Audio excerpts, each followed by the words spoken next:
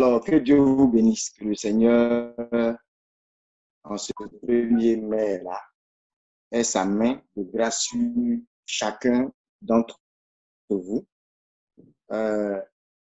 Vous savez, l'idée que nous avons, une fois de plus, quand nous parlons de travail, c'est aussi l'opportunité que nous avons un peu dissocier. Ça touche été, je vais dire, un petit conflit qui en réalité n'a pas lieu d'être. Les gens ont tendance, aujourd'hui c'est devenu même pour une partie de notre génération, une sorte de moquerie. Un grand serviteur de Dieu, avait par exemple cette appréhension, quelqu'un qui allait être un homme très prospère et qui allait être une grande source de bénédiction pour des nations et qui était sur le point de recevoir une grande prospérité, être une grande source d'emploi pour beaucoup. Mais au moment où Dieu l'appelait, il avait cette appréhension. Il dit, Seigneur, ton affaire là, quand ça va faire, il ne faut pas, on va m'appeler pauvre comme rat d'église. Et c'est là que le Seigneur lui a montré la réalité de ce que c'est que l'œuvre de Dieu. N'oubliez pas, nous qui sommes en train de vous parler, on a connu des échecs. On a connu des moments dans nos vies où on a failli carrément basculer carrément de l'autre côté. En termes, je veux dire, d'échecs scolaires ou peut-être professionnels et autres. Moi, je me rappelle encore de certaines personnes avec qui nous avions fait le collège, bien avant que je parte au lycée scientifique. Il y a des gens avec qui on a fait le collège et des années après, je passais par exemple au Grand Carrefour, j'ai vu certains en train de jeter des habits en l'air. Vous voyez les vendeurs de Yugu Yugu en train de jeter en l'air et d'appeler, crier le nom des clients. Et quand j'imagine qu'il y a eu des moments de nos vies où on avait pratiquement les mêmes moyens que ces personnes-là, alors je me rends compte que la puissance, la grâce de Dieu existe.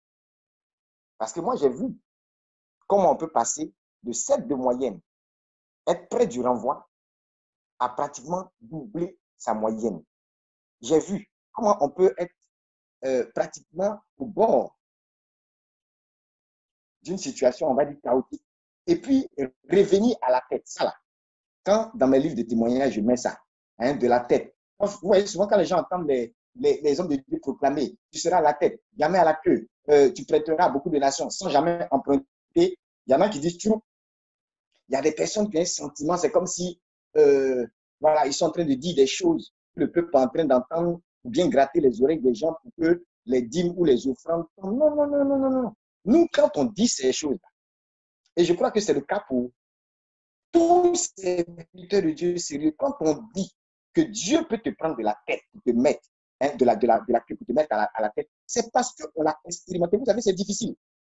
C'est difficile de donner des conseils spirituels ou de parler avec autorité de certaines choses que vous-même, vous n'avez pas vécues. Je comprends bien pourquoi Jésus lui-même, il a pris à la croix nos péchés, nos malédictions sur lui.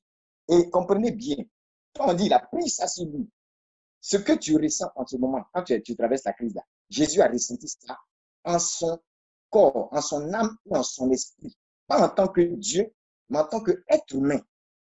Et c'est ce qui fait que quand aujourd'hui on te prêche et puis on dit Jésus peut faire ça, peut faire ça. Quand on te prêche en te disant que la grâce de Dieu peut accomplir telle chose, c'est parce que ce Jésus-là même, là, il est passé par tout est passé.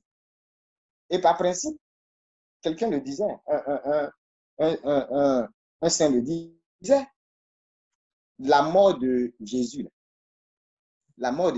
ce serait difficile pour nous de comprendre ces choses-là si on n'avait pas un Jésus qui était passé par des situations de mort, des situations de tentation au même titre que nous dans la chair.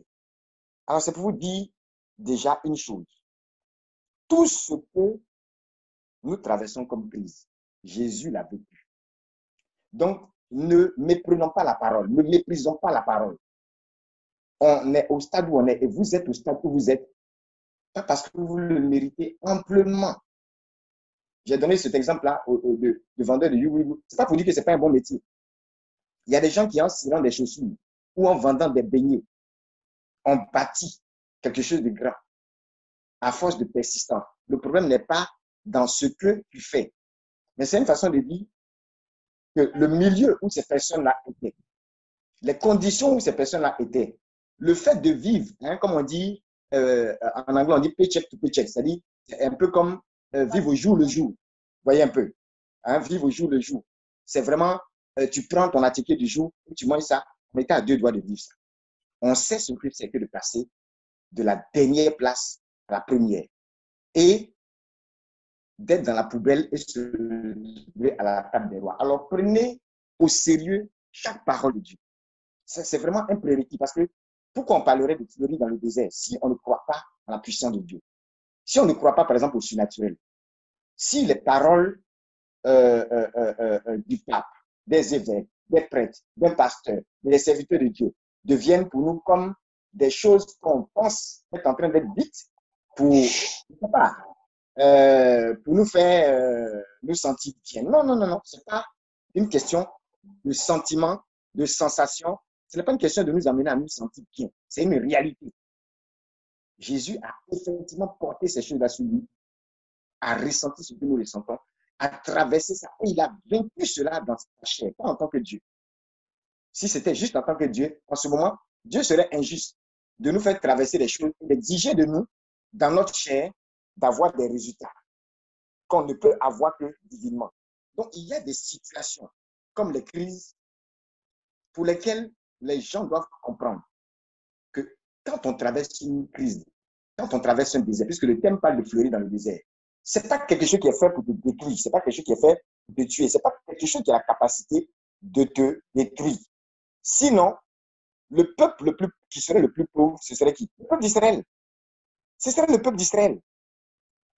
J'ai été en voyage 2 fois en Israël et ma première réaction, à chaque fois qu'on traversait pour aller à Jérusalem ou à Tel Aviv ou bien dans certaines villes, Galilée et autres, à chaque fois qu'on passait dans des endroits, on va dire des endroits d'Israël qui n'étaient pas occupés, tu te rendais compte qu'il y a une vaste partie d'Israël. Israël déjà n'est pas grand. Ils ont 22 000 km². Ils ont 7,5 millions d'habitants à peu près, enfin au moment où je partais. Et vous imaginez par rapport à la Côte d'Ivoire. En Côte d'Ivoire, vous partez d'une ville à une autre, mais vous verrez que pratiquement, voilà, il y a la verdure un peu partout, il y a des arbres un peu partout. En Israël, c'est pas comme ça. Une grande partie d'Israël, quand vous la traversez, c'est le désert, c'est les cailloux. Et vous verrez des bananiers ou des fruits, on va dire des arbres fruitiers, on va dire isolés, dispersés au beau milieu de cet endroit rempli de pierres et de cailloux. Et vous vous asseyez et puis vous réfléchissez. Comment une telle nation exporte des fruits dans le monde entier, parmi les meilleurs fruits d'ailleurs? Comment est-ce que c'est possible? Et je suis revenu d'Israël une fois et puis je disais vraiment, bananier pousse dans le caillou. Bananier pousse dans le caillou. J'ai vu ça. Alors ça, c'est un des plus grands témoignages que Dieu a la capacité de nous faire fleurir dans le désert. Vous pouvez prendre Ésaïe 32, vous le verrez, le chapitre 32, verset 15. Vous prenez Ésaïe 35 également, vous le verrez. Il y a beaucoup de références au désert qui fleurit, à la terre aride et arrosée. À chaque fois dans la Bible, c'est rempli, que ce soit dans les psaumes, que ce soit en Ésaïe, c'est rempli. Alors, je le dis pour que vous compreniez en ce premier mail que le problème, ce n'est pas la crise. Le problème, ce n'est pas le désert. Vous devez même vous attendre à ça. La capacité qu'il faut bâtir, ce n'est pas la capacité à éviter une crise. Il n'existe pas une telle capacité. Ça, c'est un principe que vous devez comprendre. Les crises, on dit c'est inévitable. Et moi, je dis, si les crises sont inévitables, ça veut dire que la capacité à les surmonter doit être indispensable. C'est un must pour chacun d'entre nous. Il faut enlever de votre esprit la chrétienté qui veut occulter la faiblesse, la chrétienté qui veut mettre de côté le désert, qui veut mettre de côté la croix. Ce n'est pas possible. Ce n'est pas possible. Je le disais hier au Legacy interne et je le répète. En multinational, nous avions des enquêtes, des documents entiers qui font état de tout. C'est-à-dire que les gens ont pris la peine. Vous voyez, la plupart des grands acteurs aujourd'hui interviennent dans les crises au niveau politique, au niveau économique, au niveau médical et tout ça. Mais ce pas des gens qui sont surpris par certaines choses. Il y a beaucoup qui, dans leur planification, il y a 5 ans, il y a 10 ans, parlaient déjà et avaient déjà des scénarios. C'est pour ça que souvent vous voyez des films. Si vous remarquez bien, dans certains films, vous constatez qu'il y a il y a des scénarios de pandémie, des scénarios de crise, et tout ça. Et pour beaucoup de personnes, et même des multinationales, ont bâti cette capacité. La capacité micro, le multi. Voilà. On avait une valeur en entreprise qui était un peu liée à tout ce qu'on appelle la résilience. Et je me rappelle, il y a une année où même quand on nous recrutait au tout début, il y avait une capacité, en anglais, c'était l'équivalent de naviguer en eau trouble. C'est-à-dire, c'était intitulé exactement comme ça. Autrement dit, des gens vous réunissent, des PDG, des grands patrons et tout ça. Et les questions qu'ils sont en train de vous poser ou l'entretien qu'ils sont en train d'avoir avec vous, en réalité, ce n'est pas une affaire de 1 plus 1 égale à combien? Ce n'est pas une affaire de racine carrée de X. Ce n'est pas une affaire de quels sont les 4 P du mix marketing. Toi, tu peux avoir appris 4 P à l'école. Nous, on a vu 6 P en entreprise. Donc, voilà, les choses bougent. Il y a des adaptations. Les entreprises ont leur réalité. Les entreprises ont leur méthode. Donc, au fond, ce n'est pas tellement la technique, là, tu vois, qui les intéresse. Ils veulent voir, est-ce que tu es un fou? L'une des capacités qu'on regardait, c'était la capacité de naviguer en neutre. C'est-à-dire, est-ce que tu es capable de gérer les crises, de les surmonter? Et de même, faire prospérer l'entreprise au milieu de la crise, puisque la crise est inévitable. Et ça, ils le mettent dans les valeurs qu'ils veulent détecter chez leurs futurs patrons, comment on appelle ça, leurs futurs employés, parce qu'ils ont des éléments de planification en leur possession qui leur montrent de A à Z que les crises vont arriver à tel niveau, à tel niveau. Et voici donc les scénarios possibles. Ils essaient d'organiser les choses. Ils savent. Ils savent. Et justement, les entreprises qui ne s'en sortent pas sont celles qui ne se préparent pas. C'est pour ça qu'avec vous ce matin, je veux vraiment, avant de laisser le temps aux questions, revenir sur quelques principes. Et pour ceux qui ne sont pas connectés ou n'ont pas pu se connecter, il est important que tout le monde réécoute le message et fasse une introspection à des moments donnés. Je vous assure, tout n'est pas lié à la prière. Pendant que vous êtes en train de prier pour avoir du boulot, il y a quelqu'un qui, lui, il a planifié, il a anticipé sur la crise là. Son entreprise est restée intacte. Raison pour laquelle ta prière que tu fais pour avoir du boulot là, sera exaucée. Vous imaginez, si tout le monde vient, on commence à parler en langue partout, on commence à déclarer des prophéties, à proclamer partout, Seigneur, donne-nous du boulot, tant. Et puis, il se trouve que en entreprise, personne n'anticipe les crises. Et que toutes les entreprises là tombent. Les entreprises ferment. Regardez déjà cette petite situation-là où les choses sont fermées. Mais il y a beaucoup de gens qui sont en train de s'écouler. Mais vous imaginez, si des personnes ne prennent pas le temps d'analyser, de réfléchir, de maintenir les choses, quand tu as prié là, ça va être exaucé comment? Donc, il y a un moment où il faut que tu pries. Et quand tu pries, tu te rends compte que la grâce que la prière t'apporte, c'est aussi pour apporter des solutions. Tu ne dois pas être toujours dans la position de celui qui prie pour recevoir une réponse du Seigneur. Tu dois aussi être en train de prier pour apporter la réponse aux autres. Parmi les grands chercheurs, les inventeurs que vous connaissez, là, il y a des personnes, ils sont là, ils parlent en langue, ils prient, ils prient, ils prient. Ils sont dans le désert, ils sont dans une forêt, quelque part, ils sont en train de prier, ils sont en train de prier. Vous pensez qu'ils sont juste en train de prier pour obtenir du pain? Jamais. Pendant qu'ils sont en train de prier, il y a une inspiration qu'ils sont en train de chercher. Et peut-être pour eux, le fait de parler en langue, ou le fait d'être en train de méditer dans le silence de la forêt et autres, c'est une façon pour eux de rendre leur âme sensible aux signaux célestes, percevoir quelque chose. Il y a par exemple un serviteur de Dieu qui donnait son témoignage. Au moment où il avait un PhD, il était en train de préparer son PhD en mathématiques. Il avait un problème à résoudre au niveau de sa thèse là. Il dit c'était tellement compliqué. Mais il était là, il ne démarrait pas, il ne décollait pas. Le temps arrivait de déposer les éléments. Il ne décollait pas. Jusqu'à ce qu'il dépose tout et qu'il se mette à prier. Quand il s'est mis à prier, le Seigneur lui a dit, si tu veux trouver la solution, va dans Exode et regarde l'histoire de Moïse qui a divisé la mer en deux, Et cette simple division de la mer en deux, cette image, en tant que mathématicien, par rapport au problème qu'il avait à résoudre, il a tout de suite reçu l'inspiration. Il savait de quoi il était question.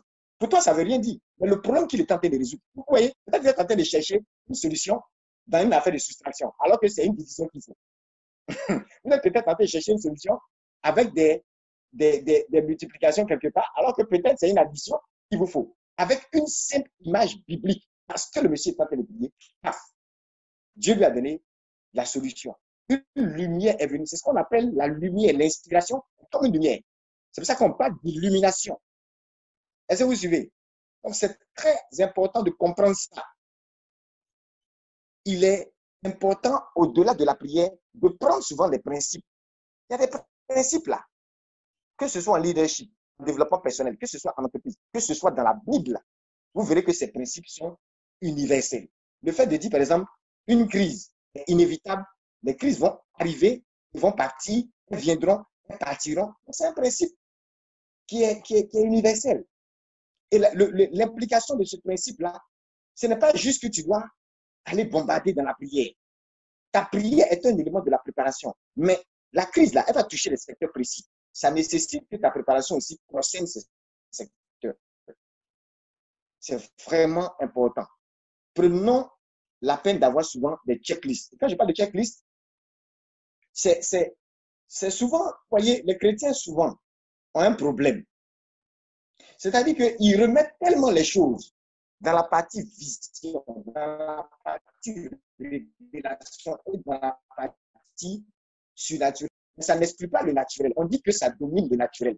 Ça veut dire que le naturel là n'est pas exclu. Regardez, Jésus n'est pas venu avec sous forme d'un esprit. Il a pris chair. C'est pourquoi. Si ce n'était pas important, si la notion de chair n'était pas importante, il y a ce qu'on appelle les 5 fondations de richesse. Quand vous regardez en Genèse, il y a 5 fondations de richesse. Et désolé, hein, la première fondation, ce n'est pas l'or, le diamant et le pétrole. La première fondation, c'est l'eau et puis la nourriture. C'est la première des choses que Dieu a donné d'abord à Adam et Ève. Les premiers hommes, Dieu a donné quoi d'abord? Quand vous lisez Genèse, on parle des arbres fruitiers. On parle de la nourriture. On parle de, regardez, on parle d'un jardin, d'un sol à cultiver. L'agriculture, la base. C'est pour ça que vous ne devez pas être étonné. Si vous prenez, il y a quelques années, un grand prophète là, que certains parmi vous connaissent bien, il était en train d'annoncer la chute du pétrole. Il dit qu'il voyait le pétrole chuter d'une façon tellement drastique que les gens même peut-être vont boire le pétrole. Et il a conseillé quelque chose, y compris aux États-Unis. Vous savez ce qu'il a conseillé? Que les gens retournent à l'agriculture. Que les gens, en prévision des crises à venir, prennent le temps de solidifier les fondements de leur agriculture. Mais au fond, au-delà d'un aspect prophétique, c'est un principe, si tu sais ça. Tu ne vas même pas attendre une prophétie. L'agriculture, tout ce qui est lié à l'eau et à la nourriture, c'est d'abord la base. C'est pourquoi, regardez, lorsque l'homme inverse les priorités, en parlant de 5 fondations de richesse, hein, par exemple, au-delà de l'eau et de la nourriture, il y a quoi d'autre?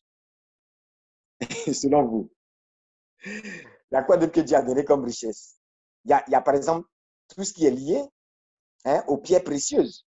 Alors, le pétrole, vous voyez un peu, hein, tous ces éléments-là. Fruits et nourriture, ça c'est 1. L'eau, c'est 2. 3, c'est tout ce qui est or et métaux précieux. 4, c'est tout ce qui est résine et pétrole. Pétrole, donc voilà, tout ce qui est utilisé comme vous connaissez pour le carburant et tout ça. Et vous voyez les batailles qu'il y a sur le pétrole souvent. 5e, c'est ce que les gens appellent onyx. Et dans onyx, ils mettent toutes les pierres précieuses, diamants et tout ça. Alors, ces fondements-là, vous les retrouvez en Genèse. Mais regardez qu'est-ce que l'homme fait. Et qui fait que justement, il y a beaucoup de crises, parfois économiques. Les gens se battent pour aller chercher quoi? L'or, le pétrole, l'argent, le diamant. Vrai ou faux? Hein? Pour piller même certaines ressources en Afrique, des gens sont prêts à créer des guerres. Quand on vous dit Boko Haram, on vous parle des terroristes. On est tous, on n'est pas naïfs. On sait très bien que le genre de personnes même qu'on attrape souvent dans les terroristes, parfois vous voyez dans certaines guerres des enfants de 15 ans. Vous pensez que vous connaissez le prix d'une âme. Vous connaissez le prix d'une balle. Qu'est-ce qu'un enfant de 15 ans? La famille n'arrive même pas à manger. Cet enfant-là, on sait très bien que ce n'est pas lui. Il y a quelqu'un derrière. Pour qu'il y ait des guerres comme ce qu'on constate parfois en Afrique, il y a un effort de financement pas possible derrière. Mais qu'est-ce qu'on est en train de voir ici? Que les gens renversent des priorités. C'est-à-dire, des personnes souffrent de malnutrition en Afrique. Et d'autres, dans la même Afrique, ont payé des âmes pour venir chercher quoi? Or, pétrole, diamant. Voilà le problème de l'homme. C'est pourquoi moi, j'ai horreur d'une chose. Quand on trouve des personnes qui sont constamment en train de questionner Dieu, vous questionnez Dieu. Regardez vos autorités. Regardez ce que vous mettez comme gouvernants. Ce que nous mettons à la tête de nos pays. Ceux qui sont supposés aimer les nations. Et même nous, les chrétiens, qui sommes supposés influencer. On est en train de prier pour l'eau, pour le pain. Mais au-delà de ça, pourquoi ce pain et cette eau la manquent? Parce qu'il y a une cupidité qui ne dit pas son nom. Dieu a donné d'abord l'eau, la nourriture. Ça veut dire quoi? Sécuriser votre corps d'abord, votre chair là d'abord, avant d'aller chercher l'or, le pétrole et autres. Est-ce qu'en temps de crise, quelqu'un a demandé, est-ce qu'en temps de crise, tu préfères avoir une vallée de fruits et de légumes ou bien Silicon Valley?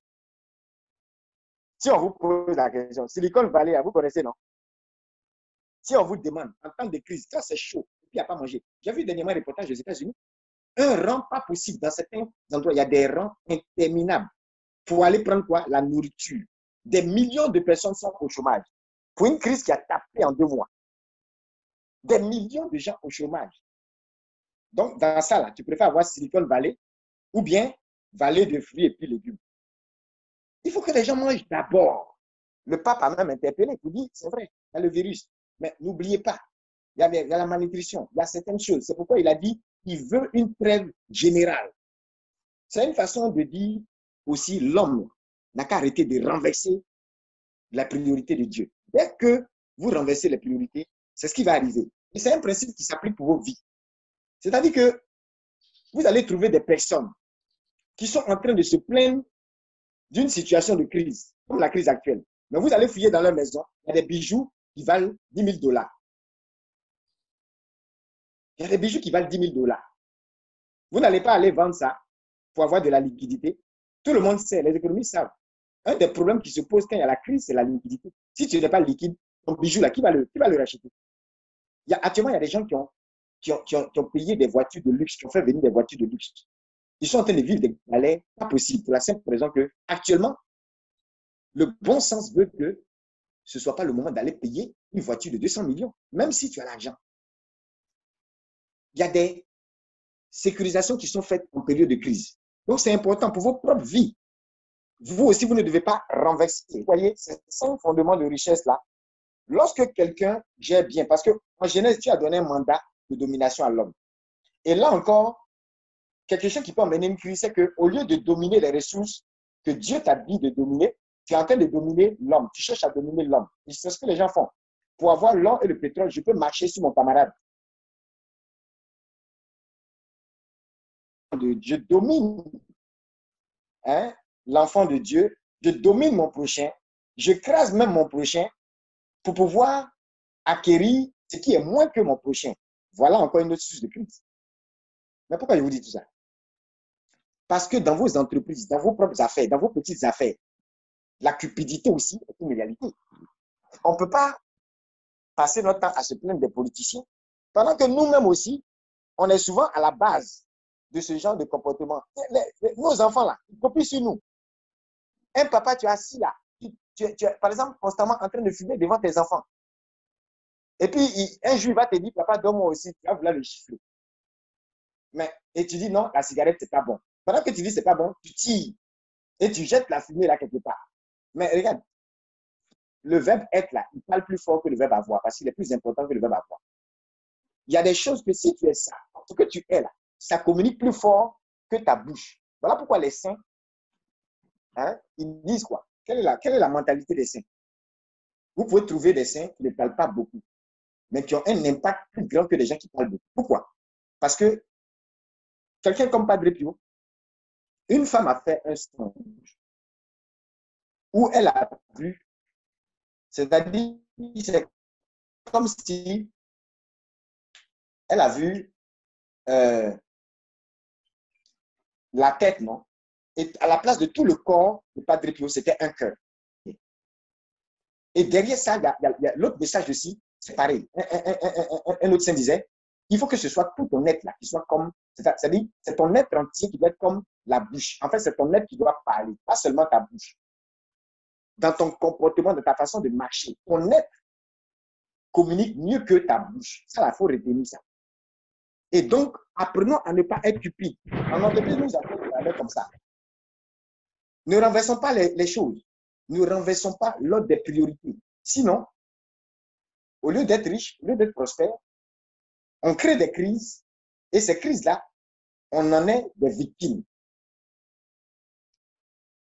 La valeur de l'intégrité est quelque chose qui était mesuré quand nous autres, on était en multinational.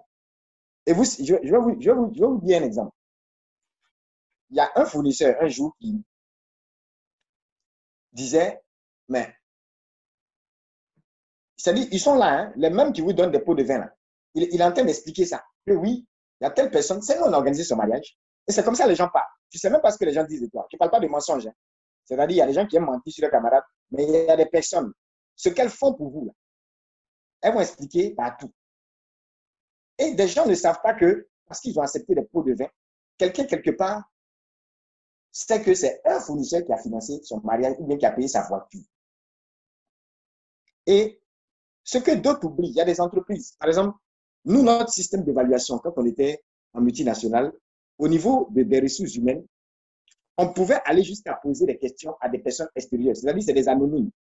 Dans ton évaluation, là, il y a une partie où toi-même tu t'évalues. Il y a une partie où ton chef t'évalue, mais il y a une partie où des personnes anonymes dans toute l'entreprise et même parfois hors peuvent t'évaluer. Je me rappelle une fois, il y a un fournisseur, justement. Vous savez, le budget qu'on gérait en entreprise, parfois c'était des budgets de plusieurs milliards. Parce qu'on gérait quand même de grandes marques et sur plusieurs pays. Parfois, ça pouvait aller jusqu'à 15 pays. Donc, je me rappelle une fois, il y a un de nos, quelqu'un avec qui j'ai travaillé plus tard quand j'ai démissionné, quelqu'un que j'ai formé, me disait, hey, patron, voilà le témoignage que tel client, tel fournisseur a donné sur toi. Et il m'expliquait, ils étaient deux, c'est-à-dire lui, un gars, comment on appelle ça, un des gars d'une agence et son patron. Ils disent qu'ils sont venus jouer avec une enveloppe. Et ils ont voulu me remettre. En fait, ils avaient déjà certains marchés. Et vous savez, on gérait des milliards. Donc, des gens pouvaient avoir des marchés de 100 millions, 150 millions, 200 millions. Mais c'était sur la base d'un travail sérieux, hein, d'un travail rigoureux, scientifiquement. Mais eux, peut-être, souvent, vous voyez, il y a des gens, ils ont toujours un sentiment de, oui, il faut te dire merci et tout, ils ont leur façon de le faire. Mais vous savez, l'entreprise a ses règles. C'est ce qu'on appelle le Code of Business Principle. Tu ne dois pas, il y a des choses qui ne doivent pas entrer en conflit d'intérêt avec le boulot. Si quelqu'un te donne certaines choses et puis l'entreprise n'est pas informée, et puis ça reste entre vous là. C'est comme si, quelque part, il achète un peu tes faveurs. D'une certaine façon, tu seras, sans le vouloir, un peu propice à cette personne. Le gars dit, il venait avec l'enveloppe de son patron. Et puis de loin, ils m'ont regardé, et puis ils se sont regardés, et puis ils ont dit, on dirait le gars, il n'est pas dans les choses. Et puis ils sont retournés avec l'enveloppe. Je vous dis quelque chose, c'est un témoignage réel. Ils sont retournés avec leur enveloppe. Mais vous voyez, ce genre de situation, vous ne savez même pas, quand demain on interroge de telles personnes, hein, ces personnes-là même là, ce que le témoignage qui rentre de vous, ça vous accorde vos promotions. Moi, je n'ai jamais eu un problème de promotion en entreprise. Parce que même si tu ne m'aimes pas, tu vas reconnaître l'excellence du travail. Et puis, vous ne vous en rendez pas compte, mais ça compte. Même si dans votre évaluation, on n'en tient pas compte de façon ouverte, comme nous on le faisait. Mais écoutez, la vie spirituelle, la vie en général même, elle est spirituelle. C'est-à-dire quelqu'un qui passe son temps à voler, ça va le rattraper. Ce que tu sèmes, c'est ce que tu vas récolter. Je ne parle pas de karma ou de quoi que ce soit. On n'est pas bouddhiste. Mais il y a des réalités dans la vie spirituelle. La vie elle-même, elle est spirituelle. On dit ce que tu sèmes, c'est ce que tu récoltes. Faites attention dans vos affaires, dans vos entreprises, dans vos vies professionnelles, soyez intègres.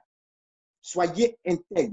Moi je n'ai pas eu du mal quand, par exemple, au sorti d'Unilever, hein, j'ai mis en place certains projets, cabinet ici, tel projet ici, et que les gens ont vu que j'ai voulu juste aider quelques jeunes gens à avoir une formation, même s'ils ont un BTS ou un DUT, ou bien même ils n'ont pas terminé leurs études et tout. Je veux quand même que certains aient une formation, aient une place. Il y a des personnes qui, simplement à cause de mon intégrité, je pouvais être en train de prêcher, puis ces personnes vont envoyer un marché, un contrat. Parce qu'ils savent que ce type-là. Et puis je dis toujours, celui qui va me demander pour des vins, il n'est pas né, il naîtra pas. Ça, c'était mon raisonnement en matière d'affaires. Pour dire que vous n'êtes pas obligé. Vous n'êtes pas obligé d'acheter les faveurs des gens. Les gens ne sont pas obligés ici d'acheter vos faveurs. Il y a des principes que vous devez vous mettre. S'il y a quelqu'un qui dit non, lui, il a sa façon de fonctionner, il faut que tu lui donnes telle somme. Avant qu'il te donne tel contrat, écoute, il faut le laisser. Il y a mieux qui va venir. Tant que vous n'avez pas ce raisonnement et que vous comportez en personne sérieuse, vous n'allez pas avancer dans la vie. Et vous n'allez jamais prospérer au-delà. Donc, retenez ça, c'est très important. Il y a une note de priorité qu'il ne faut pas renverser. Et c'est la cupidité de l'homme qui fait que les choses sont renversées. On ne sait pas comment vous et moi, on va se comporter si demain, on nous met en possession de gérer le pétrole de l'Irak. Donc, souvent, il ne faut pas trop parler, mais il faut bâtir son intégrité, doucement, doucement. Comme ça, le jour où tu vas te retrouver en train de gérer le pétrole ou bien quelque chose dans une nation, tu ne vas pas mettre la cupidité là en avant. C'est vraiment important. Ces choses que je dis là, il ne faut pas jouer avec ça. Et les valeurs, tout ce qui est valeur. Moi, je le dis et je le répète, il n'y a pas quelqu'un qui va venir me convaincre du contraire. Parce que si tu veux me convaincre du contraire, avec tes compétences techniques, j'ai fait ce que tu as fait. L'argent, tu as gagné, j'ai gagné. Donc, tu ne veux pas me convaincre avec des arguments professionnels que les valeurs spirituelles ne comptent pas en entreprise. Le seul truc, c'est que l'entreprise, un peu comme dans un État laïque, ne va pas citer des versets pour t'évaluer. On ne va pas te citer un verset biblique. Quand moi, je fais le point de tout ce que nous, on appelait en entreprise, les standards du leadership pour la vie professionnelle, c'est-à-dire les valeurs sur lesquelles on était évalué. Je dis toujours, il y a deux échelles. Il y a l'échelle du savoir-faire et il y a l'échelle du savoir-être. Mais tous ceux qui ont fait RH et toutes les meilleures équipes de ressources humaines dans le monde entier, vous leur demandez entre le savoir-faire et le savoir-être, qu'est-ce qui compte plus? Vous direz le savoir-être. Il n'y a pas une entreprise sérieuse qui embauche quelqu'un sur la base du fait que, en tout cas, si c'est quelqu'un qui est à haut potentiel et tu le recrutes dans le but d'aller loin avec lui, tu ne vas jamais l'embaucher uniquement sur la base de ses compétences techniques. C'est faux.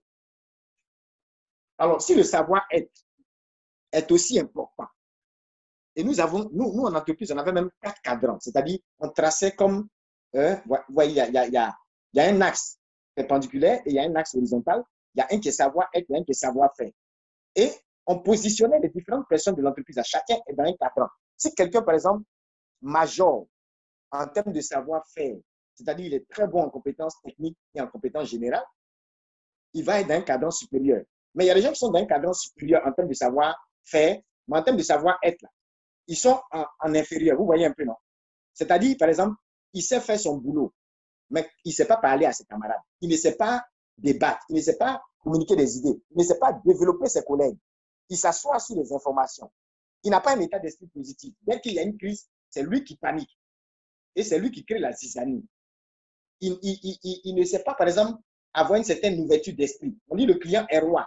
Lui, il sait très bien faire son travail, mais il ne peut pas accueillir un client. Il ne peut pas résoudre le problème d'un client.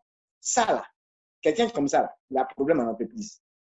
Et les gars qui avaient le plus haut potentiel, c'était des gens qui majoraient et en savoir-faire et en savoir-être. Mais tous ceux qui sont en train de majorer dans le savoir-être, on peut toujours les aider au niveau du savoir-faire. Si tu n'es pas bête, hein. Bon, et puis je ne pense pas que les gens soient des animaux, quoi. Vous voyez. Donc, s'il y a un minimum, c'est pour ça que tu vas à l'école. Hein? Donc, on ne peut pas dire à quelqu'un qu'il est bête ou bien il est nul. Si quelqu'un a un minimum, on peut bâtir ce savoir-faire. Il peut apprendre certaines choses. Il y a des compétences qu'il peut apprendre. On peut te montrer comment gérer un projet. On va te dire non, il y a une phase de conception, il y a une phase de ceci, il y a une phase d'implémentation, il y a une phase de... La communication, c'est comme ça, il faut faire. Il faut avoir une équipe. L'équipe doit être comme ça. C'est comme ça que vous devez vous comporter dans l'équipe. Ça, c'est des valeurs, ce sont des éléments qu'on peut communiquer à quelqu'un, s'il a un minimum d'instruction. Mais le savoir-être, je vous en prie, vous voulez pas, c'est spirituel. Et c'est pourquoi j'ai toujours du mal à comprendre les chrétiens, mais qui en entreprise, et ça, c'est un bon témoignage, je vous en prie, ayez un bon témoignage en entreprise. Il y a trop de personnes qui parfois viennent se plaindre de personnes qui sont vraiment très bien dans leur communauté, très bien comment on appelle ça, dans leur groupe de prière et tout ça. Tout le monde sait qu'ils prient. Mais lorsqu'ils ouvrent leur bouche pour parler à leurs collègues, c'est un problème. Lorsqu'ils sont en train de collaborer, lorsqu'il est question de promotion, ils sont prêts à mettre des coups bas, mais on ne sait même pas. C'est quel Dieu on prie. Je vous en prie, les valeurs telles qu'on les conçoit en entreprise, en parlant de valeurs du leadership, si le savoir-être qui est basé sur ces valeurs-là est la chose la plus importante qu'on regarde dans la vie d'un employé ou bien d'un patron, alors vous les chrétiens, vous devez être les meilleurs. Puisque celui qui est spirituel, il n'a pas de problème, par exemple, à dominer dans ces valeurs-là. Quand on te parle d'état d'esprit positif, hein? Ta capacité à pouvoir communiquer avec les gens, à prendre même des initiatives. Si tu connais l'histoire de David, tu ne vas pas avoir un problème à prendre des initiatives. Quelqu'un, on ne l'a pas envoyé sans se battre avec Goliath. Qui l'a envoyé? Qui l'a envoyé? Esprit d'initiative. La capacité à arrêter les débats inutiles et puérils à un moment donné et passer à l'action. Et la foi pour cela, toi, tu l'as en tant que chrétien. Même cette capacité à surmonter les crises. Il y a des entreprises qui paniquent pour rien. Quand tu es en entreprise, on doit sentir cette sérénité où tu es. Moi, c'est un compliment que les gens me faisaient en entreprise. Qu'on ne sait pas qu'est-ce qui peut t'émouvoir. On ne sait pas qu'est-ce qui peut te troubler. Il y a trop de sérénité. Ta sérénité inquiète. Et les gens se rendent compte que j'avais raison à chaque fois de ne pas être inquiet parce que je savais renverser les situations. Pas parce que j'ai appris à l'école. Je donnais un exemple hier en parlant de la crise de contrefaçon et en même temps de la rébellion qui a éclaté en Côte d'Ivoire et qui a fait descendre nos ventes à zéro dans certains pays. Ce n'est pas des choses qu'on a appris à l'école. Il y a un type de pression où les indicateurs, sur 10 indicateurs, tous les indicateurs là, peuvent être au rouge. C'est-à-dire même comment même tu as fait pour réfléchir pour te relever là même là. La tête même est paralysée, ton cœur est paralysé. Tout est paralysé. Tu ne sais pas par où tu as commencé. Dans ça là, si tu n'as pas ce qu'on appelle la foi qui déplace les montagnes, tu es resté dedans. Tu es resté dedans. Donc, ne négligez pas les valeurs spirituelles. Et à chaque fois, vous ne vous en rendez pas compte. Mais moi, je vous encourage. Il faut écouter les enseignements. Il faut lire votre Bible. Parce qu'il n'y a pas un meilleur livre de management que ça. Au début, je crois en 2012, à là, 2011-2012, hein, après la démission de 2020 et autres, là, je me rappelle que j'avais créé la bibliothèque des jeunes cadres. Il y a plus de 6000 e-books qui sont disponibles. Développement personnel, leadership, vie professionnelle, vie spirituelle. Mais, écoutez, il y a des livres là, que moi-même j'ai en tonnes comme ça. Je ne prends même pas la peine d'aller regarder parce que quand je lis une page de la Bible et que je médite cette page et que j'entends la voix de l'esprit, ça peut me donner plus de solutions que ce qui est contenu dans les 6000 e-books de développement personnel ou de leadership. Je ne dis pas que ce n'est pas important. Les principes que je vais rappeler tout à l'heure avant les questions, c'est justement des choses qu'on peut apprendre dans le leadership ou dans le développement personnel. C'est important de connaître certains principes. Mais je vous dis, la base, l'origine, c'est la Bible. Il n'y a pas meilleur manuel de gestion que la Bible. Il n'y a pas meilleur manuel de leadership que la Bible. Vous prenez n'importe quelle valeur de leadership qui est prônée dans une entreprise, il y a son équivalent ou son origine dans la Bible. Et il y a même un Américain, je n'ai pas lu ce livre, mais je sais que dans la bibliothèque, on avait un livre comme ça, où il y a un des Américains qui parlait de la gestion du leadership selon la Bible. C'est-à-dire qu'il a montré le parallèle.